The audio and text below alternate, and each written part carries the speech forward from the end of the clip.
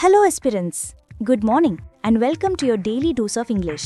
நீங்க கேட்டுட்டு இருக்கிறது ஸ்கோர் கிளவர் வழங்கும் தி ஹிந்து எடிட்டோரியல் அனாலிசிஸ். நான் உங்க மலர். இன்னைக்கு அக்டோபர் 15, 2025 ரெண்டு எடிட்டோரியல்ஸையும் லைன் பை லைன் இங்கிலீஷ்ல படிச்சு அதை அப்படியே சிம்பிள் தமிழ்ல உங்களுக்கு எக்ஸ்பிளைன் பண்ண போறேன். இன்னைக்கு நம்ம பார்த்த ரெண்டு எடிட்டோரியல்ஸ்ல இருந்து எடுத்த மோஸ்ட் இம்பார்ட்டன்ட் வொக்காபுலரிஸோட பிரீமியம் பிடிஎஃப் உங்களுக்காக ஃப்ரீயா நம்ம ஸ்கோர் கிளவர் டெலிகிராம் சேனல்ல அப்லோட் பண்ணிருக்கோம். சேனல்ல ஜாயின் பண்ண லிங்க் கீழே டிஸ்கிரிப்ஷன்ல இருக்கு. So, are you ready? Let's jump right in. Okay, the first editorial. Title: Inflation Lessons on the Inflation Data and the RBI. அதாவது பணவீக்கத்தின் பாடங்கள், பணவீக்க தரவுகள் மற்றும் RBI பற்றியது. Subtitle: The Reserve Bank of India will have to be more accurate in its predictions. இதுக்கு அர்த்தம் இந்திய reserve வங்கி தனது கணிப்புகளில் இன்னும் துல்லியமாக இருக்க வேண்டும். Okay, let's get into the details. The September 2025 retail inflation data at a 99-month low of 1.54%. September 2025 ஓட retail inflation data, அதாவது சில்லறை பணவீக்கத்தோட டேட்டா வந்திருக்கு. அது 99 மாசத்துல இல்லாத அளவுக்கு ரொம்ப கம்மியா 1.54% இருக்கு. என்னோட அட்டெண்டன்ஸ் விட கம்மியா இருக்கே. It has important policy implications for the RBI in particular. இது RBIக்கு, அதாவது நம்ம ரிசர்வ் பேங்க்கிற்கு சில முக்கியமான பாலிசி முடிவுகளை எடுக்க வேண்டியதை காட்டுது. Except for August, retail inflation has slowed in every month this financial year. August மாசத்தை தவிர இந்த ஃபினான்ஷியல் இயர்ல மற்ற எல்லா மாசத்துலயும் இந்த பணவீக்கம் குறைஞ்சிக்கிட்டே தான் வந்திருக்கு. The average rate of inflation for the first half of the fiscal is 2.2%. இந்த நிதியாண்டோட முதல் பாதிக்கு ஆவரேஜ் பணவீக்க ரேட் வந்து 2.2% ஆகும். Just within the RBI's comfort band of 2% to 6%. இது RBIயோட கம்ஃபர்ட் ஜோனான 2% to 6% பேண்ட்குள்ள தான் இருக்கு. When inflation was at the higher end of this band, the RBI had repeatedly said that its target was 4%. முன்னாடி inflation இந்த பேண்டோட higher எண்ட்ல, அதாவது 6% கிட்ட இருந்தப்போ RBI திரும்ப என்ன சொன்னாங்கன்னா தங்களோட டார்கெட் 4% தான்னு சொன்னாங்க. And that it would not rest until inflation was at that level. அந்த 4% லெவலுக்கு பணவீக்கம் வர்ற வரைக்கும் ஓய மாட்டோம்னு சொன்னாங்க. There is an argument to be made for the central bank to strive for that same target. இப்போ ஒரு வாதம் என்னன்னா, நம்ம சென்ட்ரல் பேங்க் அதே 4% டார்கெட்காக தான் இப்பவும் முயற்சி பண்ணணும். Now that inflation is repeatedly coming in below that mark. ஏன்னா இப்போ பணவீக்கம் திரும்ப அந்த 4% மார்க்குக்கு கீழே போய்கிட்டு இருக்கு.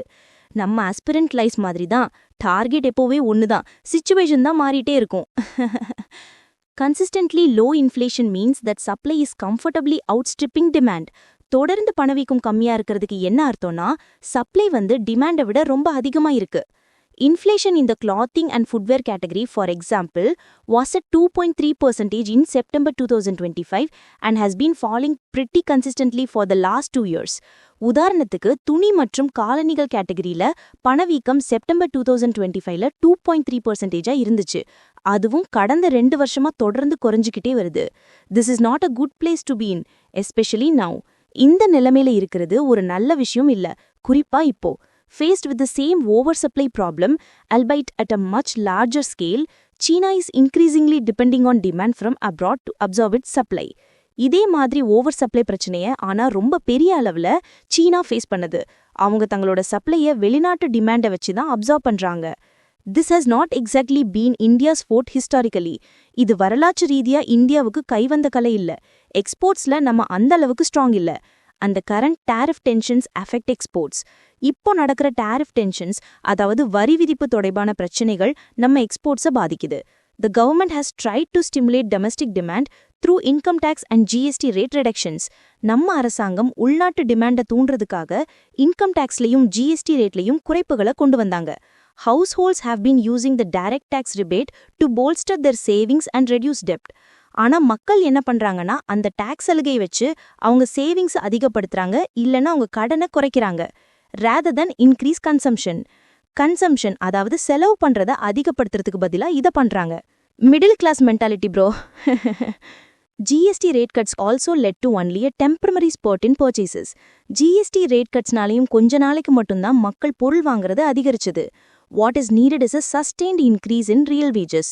இப்போ என்ன தேவைன்னா மக்களோட உண்மையான சம்பளத்துல ஒரு நிலையான உயர்வு தேவை. And for that the private sector needs to step up. அதுக்கு பிரைவேட் செக்டார் தான் முன் வரணும். It is good news that the private sector investment announcements grew strongly in the first half of this year. ஒரு நல்ல செய்தி என்னன்னா இந்த வருஷத்தோட முதல் பாதியில private sector investment announcements நல்லா வளர்ந்திருக்கு. But those need to translate into real projects on the ground soon. ஆனா அந்த announcements எல்லாம் சீக்கிரமா நிஜமான ப்ராஜெக்ட்ஸா மாறணும். One way that the RBI can help us to cut interest rates significantly in the next Monetary Policy Committee meeting in December. இதுக்கு RBI உதவிட ஒரு வழி இருக்கு. டிசம்பர்ல நடக்க போற மானிட்டரி பாலிசி கமிட்டி மீட்டிங்ல வட்டி விகிதங்களை நல்ல குறைக்கலாம். With inflation so low and private investment needing a boost, பணவீக்கம் இவ்ளோ கம்மியா இருக்கிறதாலையும் private investmentக்கு ஒரு boost தேவைப்படுறதாலையும் it is better to err on the side of accommodation than conservatism. ரொம்ப கன்சர்வேட்டிவா அதாவது பழமைவாதமா இல்லாம கொஞ்சம் நெகிழ்வுத்தன்மை பக்கம் சாய்வது நல்லது. The other policy issue the RBI needs to deal with is the inaccuracy of its forecasts. RBI சரி செய்ய வேண்டிய இன்னொரு பாலிசி இஷ்யூ என்னன்னா அவங்களோட கணிப்புகள்ல இருக்கிற துல்லியமின்மை. In April, it had predicted that inflation for the year would be 4%. April மாசம் இந்த வருஷத்துக்கான பணவீக்கம் 4% இருக்கும்னு அவங்க கணிச்சாங்க. Later, it consistently revised this forecast, arriving at 2.6% at the latest meeting in end September. ஆனா அதுக்கப்புறம் தொடர்ந்து அந்த forecast-அ பிரித்தி கடைசியா செப்டம்பர் இறுதியில நடந்த மீட்டிங்ல 2.6%ன்னு சொல்லிருக்காங்க. 6 monthsல இவ்ளோ பெரிய தப்பு? நம்ம டெஸ்ட் சீரீஸ்ல மார்க் குறையற மாதிரி RBIக்கும் ரிவிஷன் டெஸ்ட் அடிக்கணும் போல. While factors influencing inflation are dynamic, such a drastic revision of the forecast in just 6 months shows that something is wrong with the RBI's estimation process. பணவீக்கத்தை பாதிக்கிற காரணிகள் மாறிட்டே தான் இருக்கும். ஆனாலுமே வெறும் 6 மாசத்துல இவ்ளோ பெரிய திருத்தம் செஞ்சது RBIயோட எஸ்டிமேஷன் ப்ராசஸ்ல ஏதோ தப்பு இருக்குன்னு காட்டுது. Since a key aspect of its work is with inflation prediction, அவங்க வேலையோட ஒரு முக்கிய அம்சமே இன்ஃப்ளேஷனை கணிக்கிறது தான். This is a deficiency that it should address quickly. அதனால இது அவங்க சீக்கிரமா சரி செய்ய வேண்டிய ஒரு குறைபாடு. ஓகே, ஃபர்ஸ்ட் எடிட்டோரியல் முடிஞ்சுது. கொஞ்சம் ஹெவியா நம்பர்ஸ் அண்ட் எக்கனாமிக்ஸ் பத்தி பேசியாச்சு. பட் டோன்ட் வரி, நம்ம லைஃப்ல இந்த மாதிரி எக்கனாமிக்ஸ் ரொம்ப முக்கியம். ஆனா அதை விட முக்கியம் நம்ம எக்ஸாம்ஸ்க்கு தேவையான vocabularies, idioms and phrases and phrasal verbs-அ மறக்காம ஞாபகம் வச்சுக்கிறது. அதுக்கு தான் இருக்கு நம்ம score clever app. Google play ஸ்டோர்ல இப்பவே டவுன்லோட் பண்ணுங்க. எங்க ஆப்ல யூஸ் பண்ற யூனிக் லேர்னிங் டெக்னிக் மூலமா நீங்க ஒரு தடவை படிச்சா போதும், எந்த டஃப் வேர்டையும் மறுபடியும் மறக்கவே மாட்டீங்க. லைஃப் லாங் ஞாபகம் இருக்கும். ஆப்பை ட்ரை பண்ணி பாருங்க. ஓ, அண்ட் மறக்காம இந்த பாட்காஸ்ட் இனிஷியேட்டிவ் பிடிச்சிருக்கான்னு உங்க ஃபீட்பேக்கை கமெண்ட்ல சொல்லுங்க. உங்களுக்காக இவ்ளோ எஃபோர்ட் போட்டு கண்றோம். ஸோ உங்க சப்போர்ட் ரொம்ப முக்கியம். ப்ளீஸ் ஒரு லைக், ஷேர் அண்ட் மறக்காம நம்ம சேனலுக்கு சப்ஸ்கிரைப் பண்ணிடுங்க.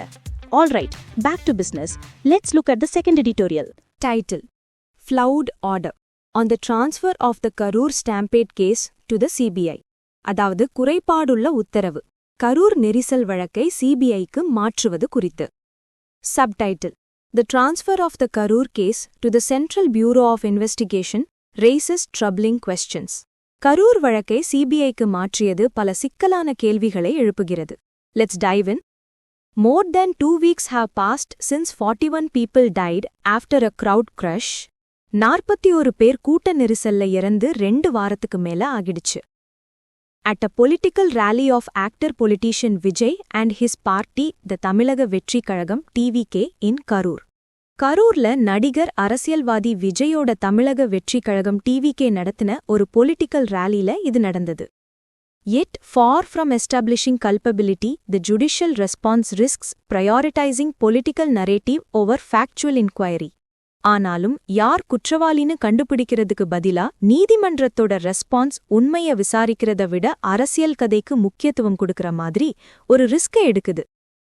On October 13, 2025, the Supreme Court of India's intervention transferring the investigation to the Central Bureau of Investigation, CBI, October 13, 2025ல இந்திய உச்சநீதிமன்றம் தலையிட்டு விசாரணைய CBIக்கு மாத்திச்சு.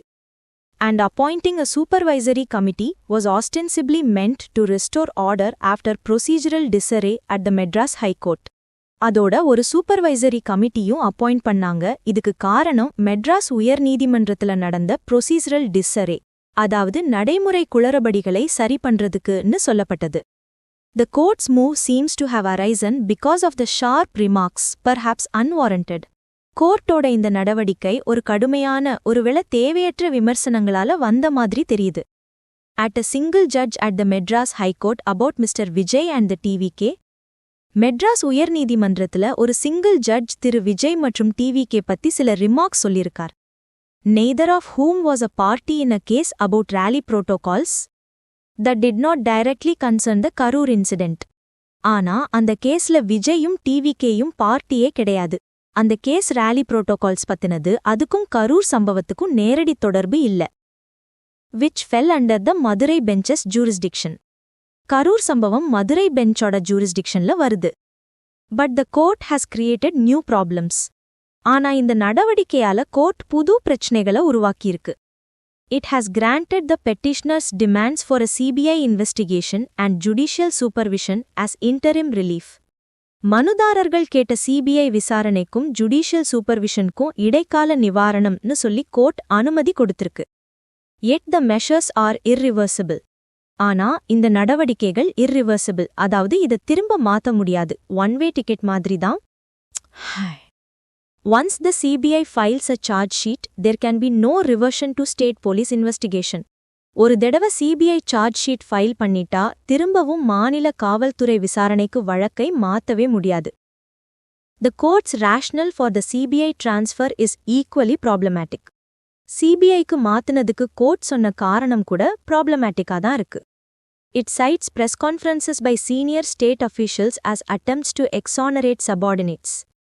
மாநிலத்தோட மூத்த அதிகாரிகள் நடத்தின பிரஸ் கான்ஃபரன்சஸ அவங்க தங்களுக்கு கீழ வேலை செய்றவங்கள காப்பாத்த முயற்சி பண்றதா கோர்ட் சொல்லுது. Casting a doubt on investigative impartiality. இதனால விசாரணையோட நடுநிலைமை மேல சந்தேகம் வருதுன்னு சொல்லுது. But this amounts to a gag order on public officials. ஆனா இது பொது அதிகாரிகள் வாய்க்கு பூட்டு போடுற மாதிரி இருக்கு. After the incident, Mr. Vijay and his supporters alleged conspiracy. சம்பவத்துக்கு அப்புறம் விஜயும் அவரோட சப்போர்ட்டர்ஸும் இது ஒரு சதின்னு சொன்னாங்க. Should state officials refrain from responding to grave allegations amplified across social media merely to appear neutral? அப்போ சோஷியல் மீடியால பரவுற இவ்வளவு பெரிய குற்றச்சாட்டுகளுக்கு நியூட்ரலா தெரியணுங்கிறதுக்காக மட்டும் ஸ்டேட் அஃபீஷியல்ஸ் பதில் சொல்லாம இருக்கணுமா? Presenting factual evidence including footage should not automatically prejudice an investigation. Footage உட்பட உண்மையான ஆதாரங்களை காட்டுறது ஒரு விசாரணையை தானாகவே பாதிக்காது. This is too flimsy a ground for a transfer of the case to the CBI. சிபிஐக்கு ஒரு கேஸை மாத்துறதுக்கு இது ரொம்ப ஒரு வீக்கான காரணம். Once described by the court as a caged parrot of the center. இதே கோர்ட்டு தான் ஒரு காலத்துல சிபிஐய கூண்டு கிளி, அதாவது சென்டர் சொல்றத கேக்கும்னு சொல்லுச்சு. ஐரானிக்கலி இப்ப அவங்களே அந்த ரீசனை மறந்து கேஸை டிரான்ஸ்ஃபர் பண்ற மாதிரி இருக்கு. Ironically, the court cited State of West Bengal and RS versus the Committee for Protection of Democratic Rights, West Bengal and RS 2010. முரண்பாடாக கோர்ட் ஒரு பழைய வழக்க சைட் பண்ணது. Which warns against honoring CBI investigations as a matter of routine or merely because a party has leveled some allegations against the local police. அந்த வழக்குல என்ன சொல்லிருக்காங்கன்னா, சாதாரணமா இல்ல யாரோ ஒருத்தர் லோக்கல் போலீஸ் மேல அலிகேஷன் மட்டும் சிபிஐ இன்வெஸ்டிகேஷனுக்கு உத்தரவிடக்கூடாதுன்னு எச்சரிக்குது. Undermining its own reasoning. இத சைட் பண்றது மூலமா கோர்ட் தன்னோட சொந்த வாதத்தையே அண்டர்மைன், அதாவது பலவீனப்படுத்துது. The order devotes considerable attention to police inaction and crowd management failures.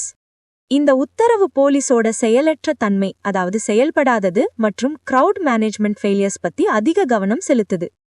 But makes no mention of the TVK's or leaders' responsibilities in organizing the rally. ஆனா ரேலியை ஏற்பாடு செஞ்ச டிவிகேவோட இல்ல லீடர்ஸோட பொறுப்புகள் பத்தி ஒரு வார்த்தை கூட சொல்லல. The court may be seen as prejudging who was at fault.